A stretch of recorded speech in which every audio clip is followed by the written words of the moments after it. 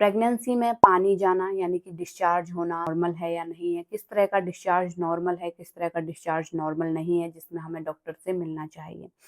तो देखिए, अगर आपको नॉर्मल चिपचिपा सा व्हाइट डिस्चार्ज हो रहा है तो ये बिल्कुल नॉर्मल है, ये आपको शुरू से लेके 9 महीने तक लगातार चलेगा।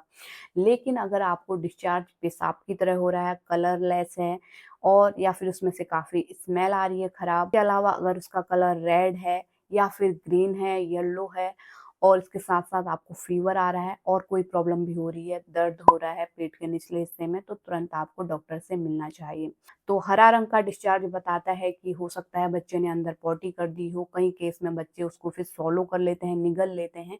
और वहाँ पे उनके नली में यानी कि साँस की नली में फँसने का रिस्क रहता है। दूसरा, हमें ब्लीडिंग की तरह हो रहा है तो हो सकता है हमें प्लेसेंटा प्रीविया या फिर प्लेसेंटा एब्रेप्शी हो, प्लेसेंटा जो है अपनी जगह से खिसक गया हो, तो उस केस में ये होता है, कई बार हम गिर जाते हैं, चोट लगने के कारण भी ये ब्लीडिंग हमें हो सकती है। इसके अलावा अगर आपको कलरलेस हो रहा है, एकदम ट्रांसपेरेंट कलर की तरह हो रहा है, तो हो सकता है आपकी पानी की थैली फट गई है, तो इस केस में भी हमें डॉक्टर से मिलना चाहिए। क्योंकि कई बार होता है कि हम लोग लापरवाही कर देते हैं, बच्चा है अंदर वो डिस्ट्रेस में आ जाता है, परेशानी में आ जाता है और फिर हमारे पास पछतावे के अलावा कुछ नहीं बचता है। तो हल्का-फुल्का चिपचिपा सा डिस्चार्ज होना, व्हाइट डिस्चार्ज होना नॉर्मल है